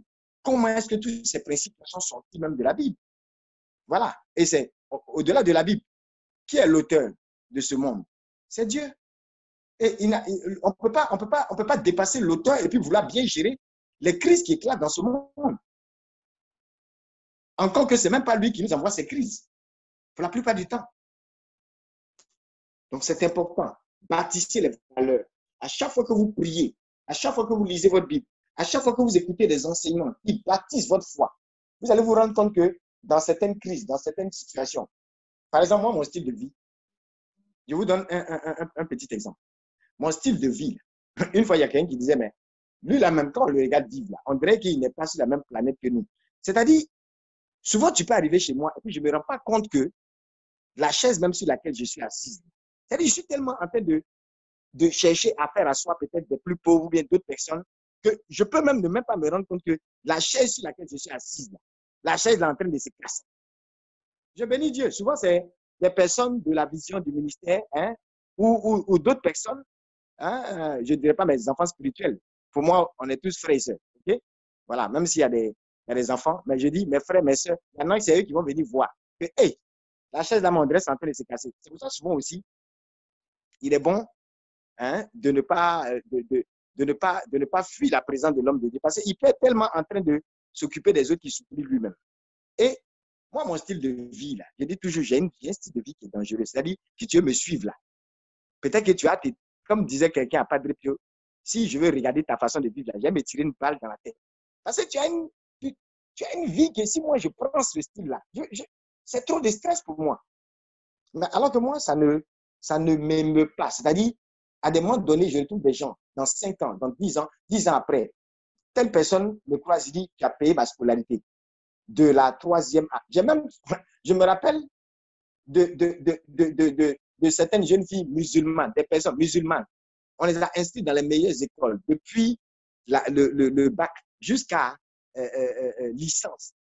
Et quelqu'un, des gens là-bas, qui étaient des enfants de bonne dizaine, hey, ton papa doit avoir, ton papa là, c'est vraiment. Les gens pensaient que son papa avait l'argent. Oh, le papa là, c'est un homme de Dieu. C'est même, vrai papa là même là, il n'est pas quelque part. C'est-à-dire, quelqu'un comme ça qui n'a pas financé, elle est dans la main des hommes mariés, des quoi, voilà, vous parlez des choukatati, quoi. Vous faites quoi? Vous laissez les gens faire leur débat. La vraie question, c'est qu'est-ce que vous faites? Moi, ma femme est témoin. À des moments donnés, là, je peux rencontrer des personnes, mais dans des situations, même dans Baka, dans le temps même, quand je prenais encore mes Baka et tout ça, je peux rencontrer quelqu'un. Et la personne, je pense qu'on est même chez passé, on était dans le même Baka là. Elle va se retrouver dans une situation où c'est nous, on est en train de financer ses études. Il y a des personnes, on a payé leur loyer, payé leur caution. Et, mais attends, tellement de situations, vous savez quoi, j'oublie. Tu ne m'as pas rappelé, j'oublie. Mais est-ce que moi-même, là, j'ai pensé à construire d'abord ma maison? Mais vous verrez que des personnes qui vivent comme nous, là, il y a des crises, là, ça peut éclater. Comment, ça ne les écrase pas. Pourquoi? Parce que mon souci, ce n'est pas bijou. Mon souci, ce n'est pas de mettre or. Quelqu'un est venu m'offrir une fois une montre. Je crois que c'était une montre, voilà, la marque, là. En tout cas, c'était une marque assez connue. Mais vraiment, je l'ai dit, il n'a qu'à garder. Il n'a qu'à bénir même quelqu'un d'autre et tout ça. Il n'a qu'à considérer même qu'il m'a déjà donné la montre. Je prie pour lui comme s'il m'a donné. Mais vraiment, je ne porte pas montre. Je ne sais pas si vous avez remarqué. Je ne porte pas de. Ça m'encombre, en fait. Ce n'est pas de ma faute. Hein. Peut-être que j'ai besoin de formation à ce niveau. Je suis un peu gaou, quoi. Mais vraiment, c'est vous dire. Tu ne vas pas m'impressionner avec Rolex. Aujourd'hui, il y a des gens qui ont Rolex. Et puis, ils ont problème. Mais pendant cette crise-là, moi, j'ai déjà mis des millions de côté pour le futur centre d'accueil. J'ai déjà mis des millions de côté. D'autres sont venus donner leurs dîmes, leurs offrandes. Ce n'est même pas descendu de mon ventre. Parce que mon style de vie est tel que, même en temps de crise, là, je peux bâtir des projets que quelqu'un d'autre, lui, va mettre, il va dire non, il y a la crise, je reporte. Moi, je peux bâtir. Et j'ai remarqué qu'on a toujours bâti dans les périodes de crise. On a toujours fait des choses qui sortaient de l'ordinaire dans des périodes de crise. Et cette grâce-là, je déclare qu'elle est sur vous au nom de Jésus. Amen. Elle est sur vous au nom de Jésus. Et je ne le dis pas. Amen. Je ne le dis pas pour me mettre des fleurs. Quelles fleurs? Toi-même, ton argent, tu es venu me donner. Peut-être que tu penses que c'est dans mon ventre. Ça est là. Ça va bénir un pauvre. Ça va restaurer la vie d'une prostituée. Quelqu'un qui était alcoolique, qui était drogué. Avant les prochains 3 mois, va être restauré par toi, ton argent ou tes ressources. Parce que, mais vous imaginez, si ma première ambition, c'était l'or, le pétrole, le diamant, c'est-à-dire renverser les priorités, ou ne pas, au lieu de m'occuper du mandat de Dieu, je cherche à m'occuper de comment je vais m'habiller. Si tu m'offres un habit, je vais prendre. Il n'y a pas de problème. Mais il y a des choses que je n'irai pas moi-même là. Hein? Mettre 2 millions, 3 millions dans un bijou, dans 4 millions dans une veste. Est-ce que j'ai fini de m'occuper de celle qui a Sugar Daddy là? Hein? Est-ce que j'ai fini de m'occuper de celle qui est prostituée? Est-ce que j'ai fini de m'occuper du jeune qu'on est en train de critiquer en disant qu'il vient fatiguer ses parents, il casse tout, le brouteur. Tu te plains qu'il a volé ton argent. Écoute, en donnant l'exemple au début tout à l'heure, je vous ai dit les gens avec qui j'ai fait collège avant de me retrouver au lycée Sainte-Fille. Arrivé au lycée Sainte-Fille, on était tous bien jolis. Parce que la plupart étaient premiers dans leur école et tout ça, et venaient d'un peu partout, c'était des cracks et tout. Mais je vous dis, avant d'arriver, le lycée moderne de Kouassi, j'ai retrouvé certains de mes amis en train de vendre au black, en train de vendre je ne sais où, en train de lancer des habits de prier. C'est un privilège que vous avez. Et d'autres, peut-être même se sont retrouvés dans la drogue et tout ça. Alors, je me rends compte que ce n'est pas parce qu'on est meilleur. Donc, si on arrive à un certain stade, il est important pour nous de tirer les gens vers le haut. Vraiment important. Bâtissez votre vie spirituelle. Travaillez sur vos valeurs. Travaillez sur vous-même. Et vous allez voir que de façon naturelle. Regardez mes capacités de prédicateur. Même dans certains, c'est-à-dire la grâce naturelle de prêcher, là, en entreprise, là, ça se tournait en avantage pour moi. Parce que la plupart des présentations, des exposés, même quand on était étudiant, tout ce que j'avais à faire, là, c'était d'ouvrir ma bouche et les choses sortent. Maîtriser le sujet, là, c'est pas un problème pour moi. Parce que l'inspiration que tu as en tant qu'enfant de Dieu, là, elle s'adapte à tous les domaines. Je peux former n'importe qui dans tous les domaines que j'ai eu à courir en entreprise. Il y a des personnes là même, là. Je n'ai pas fait ressources humaines, mais les formations que j'ai en ressources humaines, là, si je les forme, ils vont avoir l'impression que j'ai été DRH. Pourtant, c'est marketing qui est fait. Il y a des domaines, je peux vous former, vous aurez l'impression que j'ai fait la meilleure école de ce domaine. Ne jouez pas avec la sagesse de Salomon. Quelqu'un comme nous, là, qui a été dernier, qui est devenu premier en l'espace d'un trimestre, il peut vous apporter la preuve que la grâce qui est sur Salomon existe. La grâce qui est sur Joseph existe. La grâce qui est sur Daniel existe. Ceux qui ne croient pas en ça, c'est son problème. Mais vous, accrochez-vous à la parole. Bâtissez votre vie. Ce qui est sur Joseph, là, il y a une façon de vivre comme Joseph qui va faire que tu vas avoir ça. Regardez un secret de Joseph. Comment Joseph a obtenu le manteau royal? Remarquez très bien, le manteau que Joseph portait, lorsque la femme de Potiphar l'a attrapé et elle voulait absolument coucher avec lui, qu'est-ce qui s'est passé? Il s'est enfui. Elle a saisi le manteau. Le manteau, Joseph a perdu le manteau d'esclave qu'il avait dans la maison de Potiphar. Cela lui a donné droit à recevoir le manteau royal. À chaque fois que tu perds un manteau, parce que tu veux maintenir ton témoignage, Dieu te donne un manteau de règne. Je n'ai pas entendu toi-même. Amen, on n'a pas bien compris. Amen, amen, Je te reprends. Quelqu'un dit qu'il n'a pas bien compris. J'ai dit. amen. La vie papa n'a pas bien compris. J'ai dit. Oui, papa, prêche. J'ai dit, c'est ton manteau que tu as là, ton manteau d'esclave.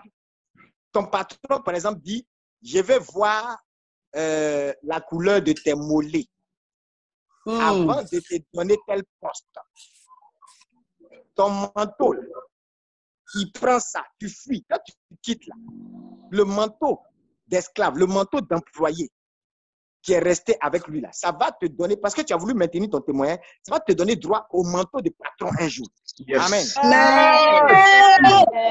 Il y a des gens qui ne peuvent jamais avoir l'onction.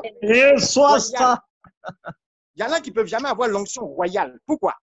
Parce qu'ils sont restés à la femme de Potiphar, à traîner dans la maison d'esclaves là, le petit avantage que la femme de Potiphar allait te donner là. Hey, je vous dis une vérité, hein, Joseph là, il était beau. Il faut te dire ça à toi-même. Peut-être ton voisin n'est pas là, mais il faut te dire Joseph était beau, il faut répéter ça. Joseph était beau, moi-même je suis belle. Moi-même je suis beau. Et regardez, il y a une légende juive. Il y a une légende juive où, comment on appelle ça? La femme dans la légende juive, hein, c'est pas dans la Bible, mais c'est une légende juive que les Juifs prennent pour expliquer ce qui s'est passé avec Joseph et la femme de Potiphar. Et dans la légende, là, Ils disent, la femme de Potiphar est venue. Elle était comme tourmentée. Hein?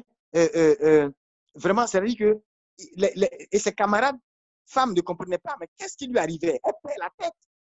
Pour ce jeune homme-là, c'est comme si même elle s'était pratiquement blessée. Et vous savez, quand la femme de Potiphar est arrivée, et puis Joseph est passé, et les autres femmes qui étaient camarades de la femme de Potiphar étaient assises là.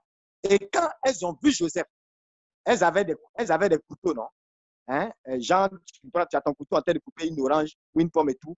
Et sans se rendre compte, elles ont commencé à se blesser en regardant Joseph. D'autres même, leur ongle là. C'est-à-dire qu'elles se sont blessées sans se rendre compte. Et elles saignaient. Et la femme de Potiphar a dit, vous comprenez maintenant le calvaire que moi j'ai vu. Vous là, en un instant seulement là, le sang est sorti. Mais moi j'ai vu ça là tous les jours. Alors cette légende-là, c'est une façon de dire, vous imaginez, quelqu'un passé, tu es en train de le regarder, tellement il est beau. Tu es en train de le regarder et puis tu ne te rends pas compte que tu es en train de mordre, par exemple, ton doigt, tu es en train de te blesser. La beauté de Joseph, c'est-à-dire la femme de Potiphar a failli devenir folle. Et Joseph, là, je vais vous dire, s'il a fui, là, quelqu'un dit, lui, il est sûr que Joseph a fui, là. C'est aussi parce qu'il connaît la chair. Il sait qu'à un moment donné, là, il peut changer ta vie. Donc, je vous dis en même temps, les situations, vous savez, il y a des situations dans la vie, là. On ne cherche pas à dealer avec ça dans l'onction. On fuit. Il y a des situations dans la vie, son secret s'appelle la fuite. Parce que l'homme, son état d'esprit peut changer du jour au lendemain. Amen. Voilà. Donc, ce n'était pas un jeu, ce que Joseph a vécu. Mais Joseph a dit une chose. Il était seul. Le patron, Potiphar, n'était pas là. Mais regardez, c'est qui va emmener Joseph à être une solution dans les crises. Joseph dit quoi? Je ne peux pas faire un aussi grand péché contre mon maître et contre Dieu. Ça veut dire quoi? Il pratiquait ce qu'on appelle la présence de Dieu. La présence de Dieu, ce n'est pas seulement quand tu es en train de prier et tu cries, Seigneur, bénis-moi. Non, non, non, non. La présence de Dieu, pendant que tu es là, à côté de la femme de Potiphar, tu es conscient qu'entre vous, même s'il n'y a pas Potiphar, il y a Dieu. Amen. Il y a Dieu. Ça, c'est important. Et cette valeur de Joseph-là, regardez quelqu'un qui n'a même pas su interpréter ses propres rêves. Il voit ses frères en train de s'abaisser devant lui. Il n'a pas su interpréter. Il a raconté ça. Ça lui a valu quoi? Ça lui a valu d'être vendu comme esclave parce qu'il n'a pas eu la sagesse d'interpréter comme il fallait ce rêve-là. Mais regardez, la même prison où il s'est retrouvé, c'est là-bas qu'il a eu la capacité d'interpréter les rêves. Joseph a eu le manteau royal parce qu'il a été capable, pour maintenir son intégrité et le témoignage divin, il a été capable de garder, sinon de délaisser le manteau d'esclave. Tu ne peux pas avoir la main pleine. Bofloto, Nyomi, Plakali, Foutou, c'est rempli dans tes deux mains. Et puis, quelqu'un maintenant, un ange vient te tendre de l'or, tu veux quand même avoir ça. Ah, il finit de manger ce que tu as, ou bien dépose. Si l'or est plus important, l'or que l'ange là te tend, dépose ce que tu as. Ce sont les mêmes vides qu'on peut remplir à nouveau. C'est un cœur qui se vide des choses de la chair que Dieu peut encore remplir. C'est vraiment, vraiment, vraiment crucial. Alors, rapidement, avant les questions, je veux que vous notez quelques petits rappels. La crise, elle ne bâtit pas ton caractère. Elle expose et elle révèle ton caractère. C'est comme affaire d'argent. Il y a des personnes, quand ils deviennent riches, ils ne vous connaissent plus. Ils ne vous saluent plus. Ils ne savent même pas comment je ne sais pas. C'est-à-dire, vous avez l'impression qu'ils sont devenus méchants. En réalité, ils étaient déjà méchants. L'argent a montré leur vrai visage. C'est comme ça aussi la crise se comporte. La crise ne bâtit pas ton caractère, elle l'expose et elle le révèle à tous. Deuxièmement, la crise va exposer les fondations sur lesquelles tu te tiens. Ça veut dire quoi? Ce n'est pas la crise elle-même qui détruit ta personne, mais c'est la mauvaise fondation sur laquelle tu te tenais avant que la crise n'éclate. Autrement dit, avant la crise, il y a une préparation que tu dois faire. Si tu ne fais pas ça, si par exemple, tous les matins, pendant toute l'année 2019, quand tu t'es levé, tu ne priais pas, tu n'écoutais pas la parole de Dieu, tu passais ton temps à aller, bois de nuit, Maki, bois de nuit, Maki, ici, à gauche, à droite et tout. Par exemple, quand la crise de 2020 éclate, ça aura un impact plus fort sur toi. Tu auras l'impression que la pression à ton niveau est plus grande. Parce que l'attitude que tu devais avoir pour solidifier ta fondation en 2019 avant que 2020 n'arrive, là, tu n'as pas eu ça. Raison pour laquelle j'ai rappelé le document d'il y a 3 ans. Comme si Dieu nous donnait 3 ans de préparation. En 2017, on avait un document entier, Autorité divine sur les nations, un livret qu'on a fait pour la vision de 2017. Et dans ce document, il y a un article sur les crises. Donc, je pense que normalement, vous devez l'avoir. Si vous ne l'avez pas, les organisateurs vont vous le passer. Juste pour nous rappeler que les crises sont inévitables. Donc, il est indispensable pour nous de pouvoir les maîtriser, de savoir gérer les crises. Ça, c'est important. Donc, quand tu te fous de ta vie, quand tu gères mal ta vie, Dieu peut se servir d'une crise pour te réveiller. Vous voyez, les réveils en sursaut.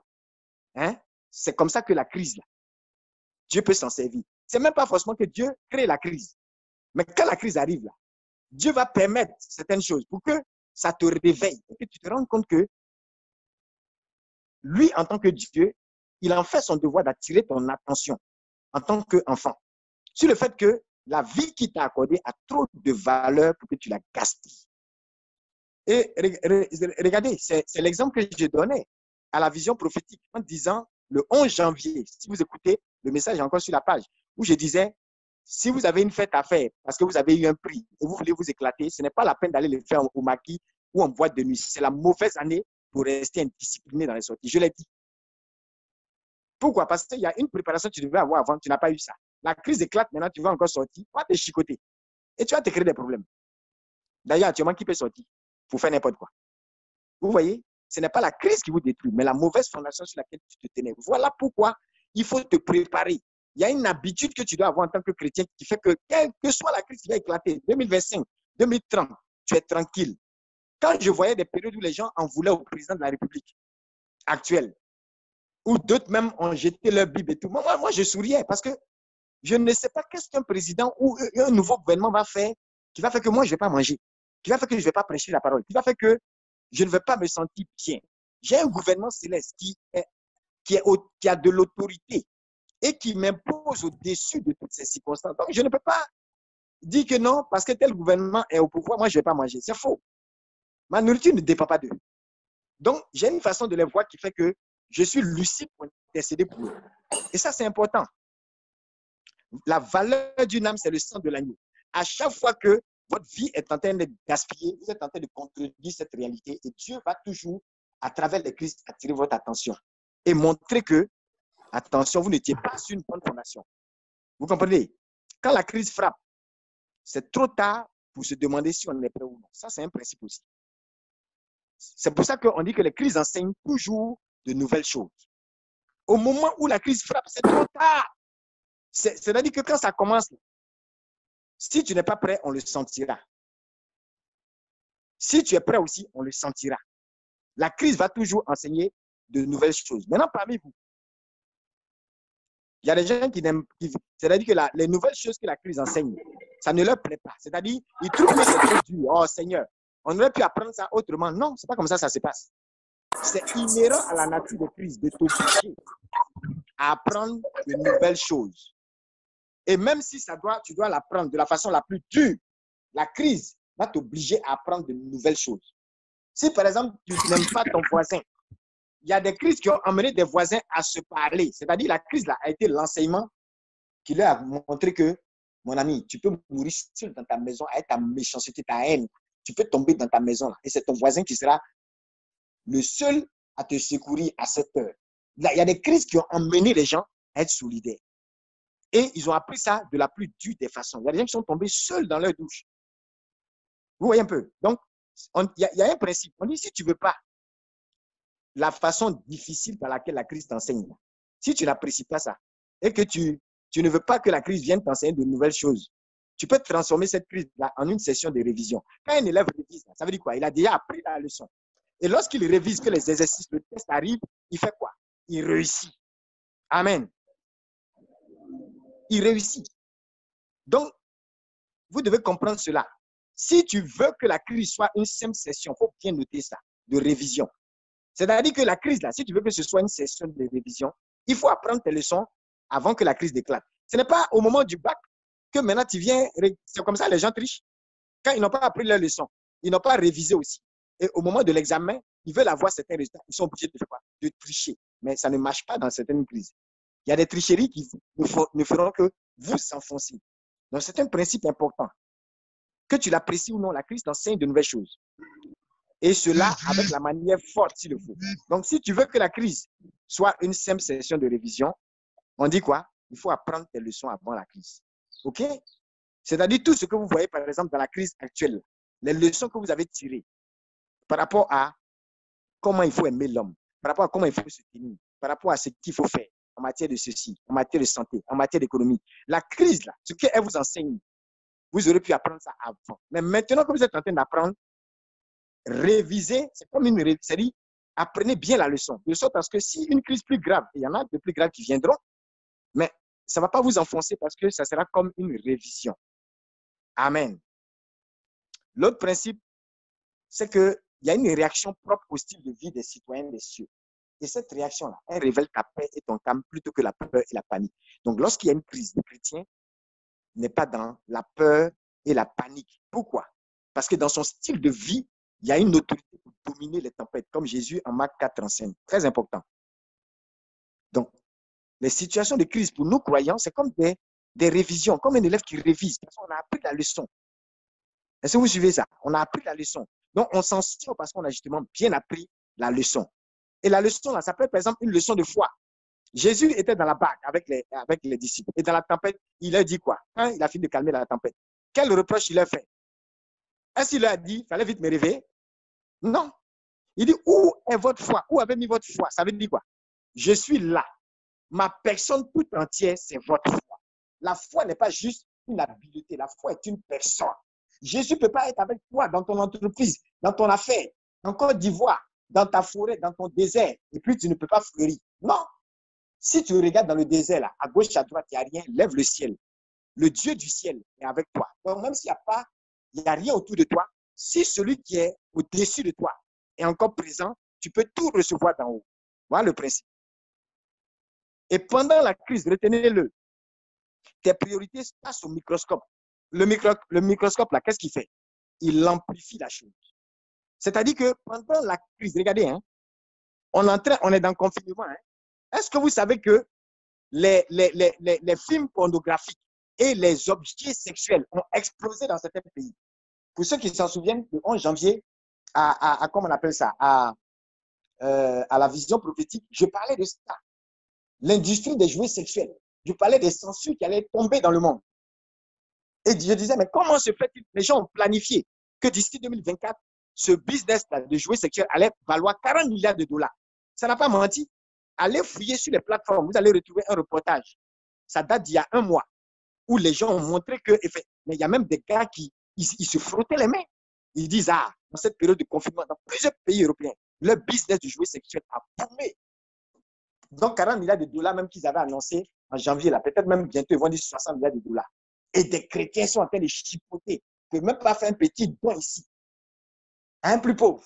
On est en train de chipoter sur ce qu'il faut pour bâtir des centres d'accueil, bâtir des centres de retraite, bâtir des cités, emmener des personnes à avoir des centres de réhabilitation, aller vers les gens, les faire sortir de leur débauche. Et pendant ce temps, jouer sexuel. Mais vous voyez, c'est la priorité des gens qui ont été sortis. Il y a des personnes dans le confinement, là, c'est film qui prend la majeure partie de leur temps. Réseaux sociaux en train de faire des débats. C'est ça qui a été prendre la majeure. Parce que c'était la priorité. Et pendant la crise, la chose passe au microscope. C'est là qu'on voit véritablement ce que tu aimes, ce que tu n'aimes pas, ce que tu veux, ce que tu ne veux pas. Donc, n'en voulons pas aux gens. Ils n'ont pas bâti les bonnes priorités avant la crise. Donc, pendant la crise, la priorité passe au microscope, c'est amplifié. Et ta vision aussi est perçue à la loupe. C'est pendant la crise, là, on voit c'est quoi vraiment ta vision. Très important. Alors, 7 petits conseils. Quand vous êtes tenté de gérer vos crises, il faut déterminer vos besoins. Et vos besoins, vous devez les déterminer en faisant la différence avec les désirs. Parce que le désir, oui, tu as vu un bijou suite à un collier là, son collier est tellement beau. Et cette jupe là, non, mais ça me plaît. Ce n'est pas le moment. C'est un désir. C'est différent d'un vrai besoin. Ton besoin là, c'est de t'habiller. Tu ne dois pas être nu. Et il y a un habillement même qui convient au confinement. Tu ne vas pas mettre un collier, et je ne sais pas, qui prend de la tête jusqu'au pied là, hein, pour rester dans la maison avec ton mari. Ce n'est même pas adapté. Il y a des fantaisies qui ne passent pas. Et vous voyez, les gens sont cupides parce qu'ils confondent leurs désirs avec leurs besoins. Et souvent, les gens cassent la tête au Seigneur. Je veux ceci, je veux ceci. Ce qu'il veut la même là, ce n'est pas un vrai besoin. C'est pourquoi souvent Dieu ne vous exauce pas sur certaines choses, parce que ce n'est pas un besoin. C'est un désir qui parfois est inutile et n'est même pas fait pour vous arranger dans une période de crise. Il y a des gens qui ont payé des choses juste avant d'entrer dans 2020. Ils sont en train de regretter ça aujourd'hui. Tu n'es en compétition avec personne. Le quand dira-t-on, on s'en fiche. Donc, apprends à transformer tes désirs farfelus, là. C'est-à-dire, ou inutiles, là. Souvent, il faut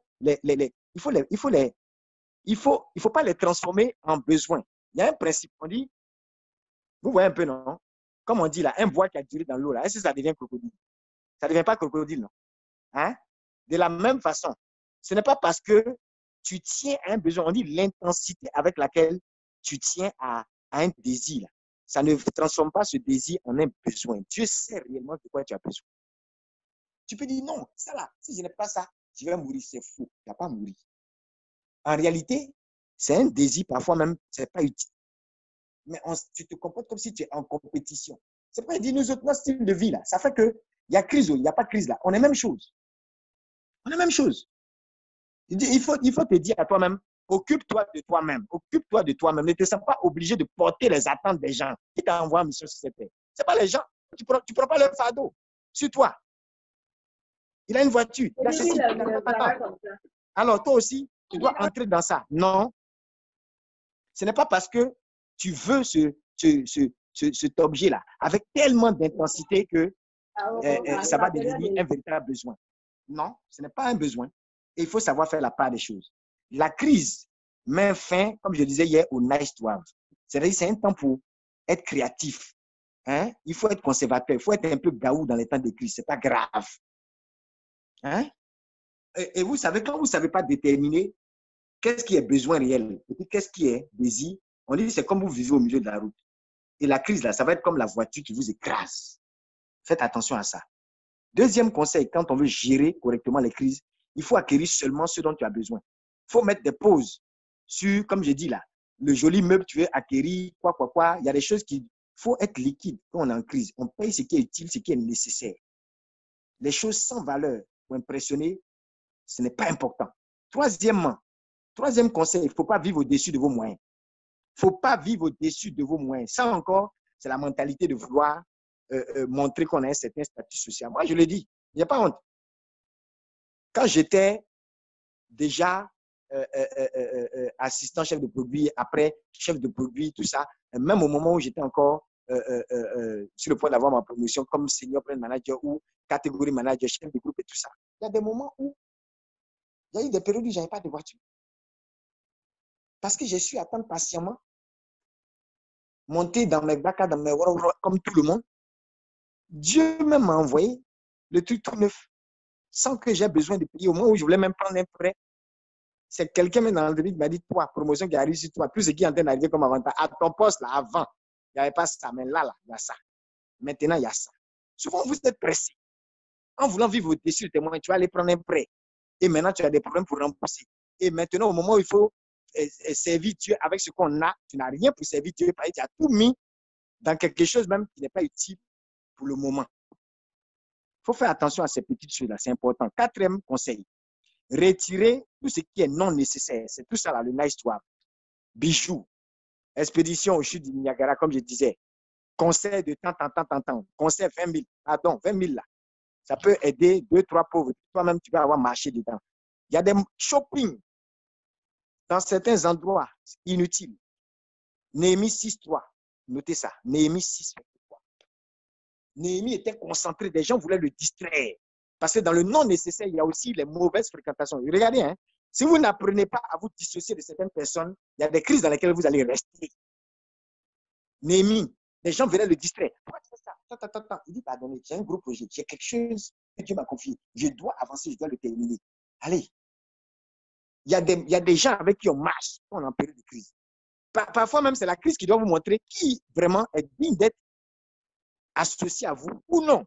Souvent, ce n'est pas méchant. Vous priez pour la personne tranquillement, hein, oui, le saluer et tout, le porter en prière, voilà, s'il a des besoins. Mais il y a des gens, votre association, 4 heures de discours sur Drogba, 4 heures d'échange sur Eto'o, Chelsea et quoi. Ça, c'est la camaraderie, ça. Il faut savoir se dissocier de ce qui n'est pas nécessaire. Et dans le non nécessaire, ce n'est pas seulement shopping, bijoux, luxe et tout ça, des voyages dans certains endroits pas forcément nécessaires, mais le non nécessaire peut être aussi, hein, comme on le voit également en 1 Corinthiens 6, 19, 20, le non nécessaire, ça peut être de mauvaises fréquentations. Ça peut être des fréquentations qui ne nous font pas avancer dans la vision qu'on a en période de crise. Il faut te déconnecter des amis aveugles. Luc 6, verset 39, notez ça. On dit si 2 personnes, quand on est en crise là, il y a comme des ténèbres sur la terre. Une période de crise est comme une période de ténèbres. Alors, lorsque un aveugle il conduit son autre ami aveugle, on dit qu'ils vont aller tomber dans le trou. En période de crise, on a besoin de gens qui sont illuminés, qui ont la lumière pour éclairer les autres. Donc, ça veut dire que si tu es aveugle, tu ne vas pas aller prendre quelqu'un qui est aveugle, tu vas prendre quelqu'un qui voit clair et qui peut te mener à bon port, à sortir de la crise. C'est vraiment important. Il faut faire attention à cela. 4e conseil, il en reste 2. Il est conseillé de reporter les projets majeurs. Mais ici, c'est-à-dire faites attention. Moi, j'ai dit, nous, en tant qu'enfants de Dieu, tout projet qui, justement, relève la priorité du cœur de Dieu, c'est un projet qui n'est pas juste majeur, c'est un projet qui est vital pour la vie de l'homme. Donc, on le fait. Au contraire, c'est dans la crise même qu'on doit susciter certains projets. Voilà pourquoi, depuis l'année dernière, comme par pression de la part de l'esprit, on est en train de courir pour que le centre d'accueil voit le jour. Parce que c'est trop égoïste et méchant de dire aux gens, restez chez vous, restez chez vous, restez chez vous. Et il y a des gens qui n'ont pas un chez eux. Et regardez aujourd'hui, vous vous plaignez des violences conjugales et de beaucoup de choses qui se passent dans les maisons. Mais c'est parce qu'il y a des gens même qui apparemment ont un chez eux, mais c'est plutôt un enfer. Ce n'est pas un chez eux. Aujourd'hui, on doit commencer à penser. En Europe, les gens ont des structures, même si ça ne suffit pas. Mais chez nous, ici, il faut te débrouiller. Alors, il est temps, justement, pendant la crise, de penser à des projets qui vont apporter une meilleure solution à la crise aussi. Et qui vont plutôt relever le malheureux pour ne pas que le poids de la crise là finisse par l'écraser. Donc, quand on dit reporter les projets majeurs, hein, c'est plus dans le sens de, vous voyez, en entreprise, par exemple, il y a des projets de cost killing. On peut vous dire, par exemple, si on vous donnait 10 paquets de RAM pour imprimer vos trucs, on peut vous dire, écoutez, il y a des impressions qui ne sont pas utiles. Il y a des documents sur lesquels vous pouvez travailler avec votre ordinateur, avec telle machine et tout ça, avec des projections. Vous n'êtes pas obligé de tout imprimer, des choses de 100 pages, de 300 pages que vous imprimez, que vous allez jeter dans le placard. C'est une façon de tuer. On diminue le nombre d'impressions parce qu'on gaspille les papiers. Et il y a des projets comme ça, parfois on dit on doit remplacer tout le système, comment on appelle ça, de climatisation de l'entreprise. Mais le système actuel peut être amélioré le temps qu'on sort de la crise. Donc, si c'est un gros projet comme ça, on peut le reporter. Hein? Ou bien une église qui veut climatiser même le jardin. On peut reporter ça, ce n'est pas important. Ouais, un peu. Mais ne reportez pas ce qui va aider à sauver les âmes. La priorité du cœur de Dieu doit se refléter dans les projets que vous mettez en valeur en période de crise. 6e et avant-dernier conseil. Il faut valoriser vos possessions. Ce que je suis en train de dire comme conseil, ça, c'est le B.A.B.A. Si tu as fait développement personnel ou bien leadership, ou bien si tu as appris des notions de gestion de crise, tu n'es pas étonné parce que je suis en train de te dire.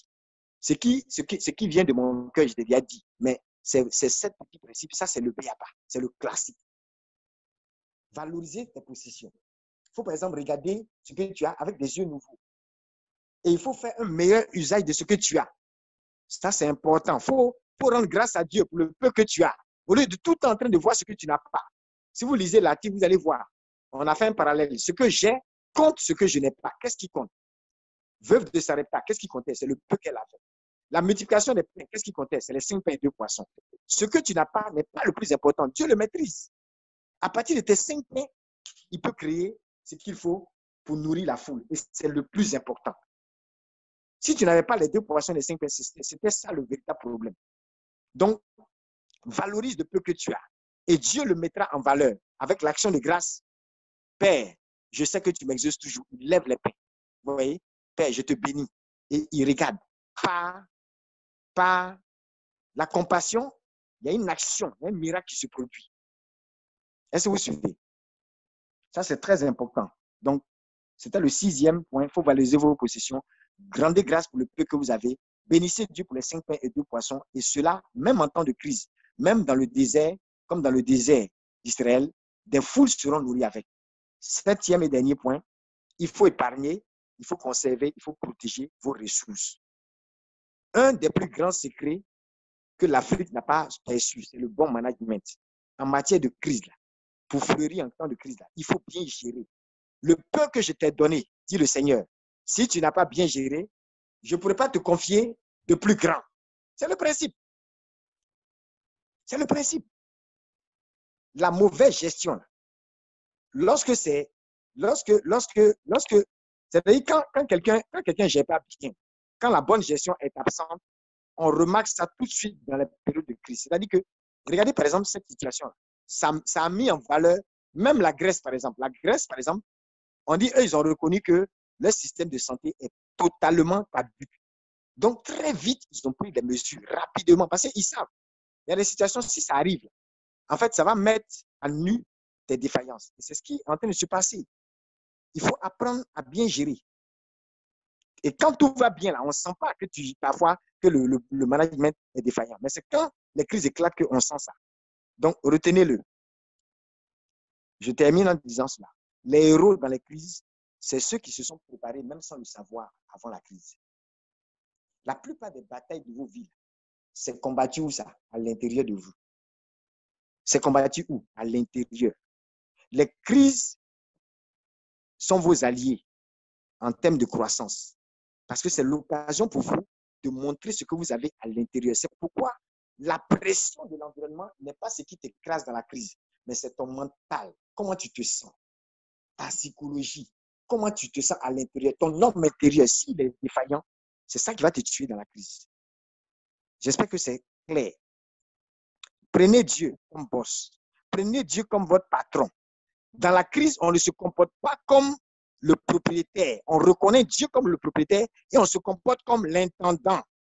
Parce que dans le royaume des cieux, personne n'est propriétaire en dehors d'un seul Dieu.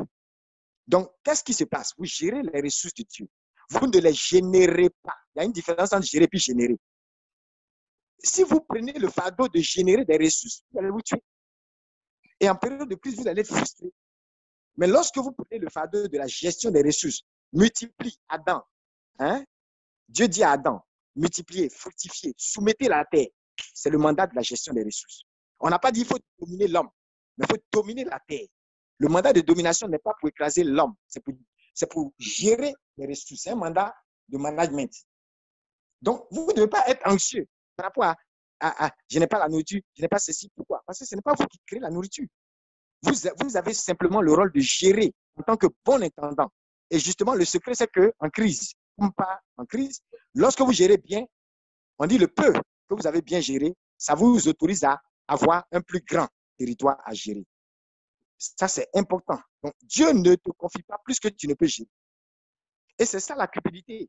Toi, tu n'as pas la capacité de gérer 10 milliards, mais tu vas avoir un contrat de 10 milliards. On t'a donné un contrat de 1 million, tu n'as rien foutu. Un jeune Nigérian a eu un contrat comme ça avec un gouverneur. Vous savez comment? Il est devenu milliardaire, il a eu jet privé. Parce qu'un de ses pères spirituels avait prié pour lui, avait prophétisé sur lui. Mais après, la prophétie n'est pas allée dormir comme souvent on le fait. Le petit a eu un petit marché après la prière de son père spirituel. Petit marché. De toute façon, il a exécuté ça avec excellence. Il s'est oublié lui-même. On te donne un marché, tu t'en fais un mariage 20 millions. Tu t'en payes voiture 50 millions. Tu veux prouver quoi à qui? Il a géré ça avec excellence. Il s'est oublié lui-même. Et le gouverneur s'est rendu compte, le gouverneur d'un État, Niger, s'est rendu compte que, mais dis donc, avec combien, avec quelques petits millions de contrats, ce petit-là a fourni un travail plus excellent que des personnes à qui on avait fourni un contrat de milliards. Il dit à partir d'aujourd'hui, petit, c'est toi qui jettes tous les contrats de cet État. L'enfant a eu jet privé en combien de temps? Jet privé. Dieu ne te confie pas plus que tu ne peux gérer. Dieu empêche la croissance là où il n'y a pas de gestion efficace. Retenez ça. plus ta gestion est efficace, plus les ressources vont arriver et plus la croissance va arriver. Plus tu vas récolter tes fruits, plus le royaume de Dieu est établi sur terre. C'est le principe. Tant qu'il n'y avait pas un Adam pour cultiver le jardin, Dieu n'avait pas encore envoyé de l'eau. Il ne va pas envoyer l'eau, il n'y a personne pour arroser. Dieu ne permet pas de développement là où il n'y a pas de bon management. C'est un de nos problèmes en Afrique. On est tout le temps, Seigneur même, pourquoi il y en a même qui regrettent pourquoi ils sont nés à Bobo derrière rail. Tu as bien fait de naître à Bobo derrière rail. Ce n'est pas à Bobo derrière rail le problème. Notre problème de développement là, il faut retenir ça. Dieu ne peut pas permettre de développement là où il n'y a pas de bon management. On est le continent le plus riche. On gère comment ses ressources. Or, le premier mandat de Dieu est un mandat de gestion. Il faut cultiver, fructifie, domine, soumet. C'est la gestion. C'est le management. C'est l'autorité que Dieu te donne. Donc, là où tu ne gères pas bien, le développement ne va jamais suivre. Donc, en tant qu'Africains, on n'a qu'à s'en prendre à nous-mêmes. En apprenant à bien gérer le peu que Dieu nous donne, à ne pas gaspiller. Le gaspillage des ressources n'est pas admis dans le royaume des cieux. Voilà pourquoi à chaque fois que quelqu'un est en train de mal gérer, le développement est annulé. Ça ne suit pas. Dieu ne permet à rien de s'étendre dans ta vie. Dieu ne permet à rien de s'étendre dans la vie même, sans avoir au préalable trouvé quelqu'un pour gérer ce développement. Là où il doit avoir un développement, Dieu doit trouver quelqu'un pour gérer cela d'abord. Donc, il faut être fidèle. Il faut bâtir ta fidélité. Dans le peu que vous avez, j'ai conseillé, faites l'inventaire. J'ai quoi comme ressources? J'ai quoi comme talent? J'ai quoi comme capacité? J'ai quoi comme argent? J'ai quoi comme idée? Il faut faire l'inventaire et puis apprends à bien gérer le peu que tu as. Tu verras Dieu multiplier la chose. Et le dernier conseil que je voulais donner, c'est de dire, vous voyez, je prends pour ce dernier conseil, je prends l'image, parce que tu peux dire, mais Adam et Ève, ça me concerne en quoi? Regarde, prends l'image d'un lancement d'un nouveau produit. Pour ceux qui ont été dans les entreprises où il y a eu des lancements de nouveaux produits. Regardez, il n'y a pas quelque chose qui tue un nouveau produit comme le problème de la distribution. C'est-à-dire que ça, c'est quelque chose qui peut irriter tout un comité de direction. Parce que vous imaginez, il y a des produits que les gens sont en train de lancer. Et ils ont déjà mis les affiches. La publicité a commencé. Ils ont mis les affiches sur les boutiques. Et quand vous arrivez, vous demandez au boutiquier, hey, il y a un nouveau truc, il y a un nouveau dentifrice. Hey, ça là, c'est bien. Hein? Ah, il y a un nouveau savon. Hey, on dit ça fait ça. Diallo, il faut me donner le savon là. Diallo dit, ah, ils sont venus mettre ici, on ne les voit pas ça. Diallo même en train de dire quoi? Ils ont mis publicité, mais le produit n'est pas quoi? Disponible. Regardez, il y a des gens, ils savent chanter, mais c'est dans la douche seulement ils chantent. Problème de distribution. Le chant que tu fais dans la douche, là, quand on t'entend, on sait que ça là, si ça arrive dans un concert, tu vas devenir multimilliardaire avec le chant. Mais tu es en train de chanter où ça? Dans la douche. Jamais tu n'as pensé à écrire des tests, à les améliorer, à te former, à aller apprendre, à gauche, à droite, ici, à multiplier ce talent, à commencer à faire des petits concerts au quartier, à commencer à t'étendre, à avoir des contacts, à apprendre, à toucher des gens du secteur. Tu n'es pas en train de multiplier, tu n'es pas en train de distribuer, tu vas t'étouffer dans ta douche. C'est exactement, c'est un secret. Hein? Pour fleurir en pleine crise, là, tu dois apprendre à distribuer. Lorsqu'il y a stockage à l'excès, il y a pauvreté. Une entreprise qui a plein de produits et puis c'est stocké et ça ne se retrouve pas dans les points de vente. On va au supermarché, on ne trouve pas. On va, comme on appelle ça, à la boutique, on ne trouve pas. Et il se trouve que tout le stock est en train de dormir en entreprise. Une telle entreprise, est-ce qu'ils sont bêtes? Une telle entreprise, qu'est-ce qui va se passer? Tant qu'il n'y a pas de multiplication, vous ne pouvez pas dominer le marché. Vous ne pouvez pas contrôler votre marché. C'est un principe marketing, c'est un principe commercial, mais en même temps, la même chose est valable pour ta vie. À chaque fois que tu as de nouvelles idées et tu es assis, attends-moi hier pour finir, procrastination, tu es là. Non, demain, il est fait. Après, demain arrive encore. Après, demain, non, il faut que j'arrange un peu. Si les Steve Jobs et eux se comportaient comme ça, là, ils ne seraient jamais milliardaires. Tu as ton idée, tu peaufines un peu, tu lances, tu avances, tu fonces dedans, il faut te mettre en mouvement. Le temps de te rendre compte, là, quand les gens commencent à s'intéresser au projet et tout, tu es derrière, tes équipes sont en train d'améliorer. C'est comme ça en fait. Mais tu es là. Il y a des gens, ils sont des entrepôts de bénédiction. Tout est stocké en eux. Ça ne bouge pas. Ils ne sont pas en train de distribuer. Voilà pourquoi ils vont rester et mourir pauvres. Mais ça ne t'arrivera pas au nom de Jésus.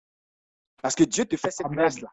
d'être Amen. multiplié, Amen. de te distribuer. Tu ne seras pas comme ce produit dont la publicité est faite. Dieu fait la publicité de ta personne. Mais partout où on te cherche, on ne te voit pas. C'est une malédiction. Alors que le Seigneur te bénisse. Que Dieu, en ce 1er mai, vous donne cette grâce d'être multiplié.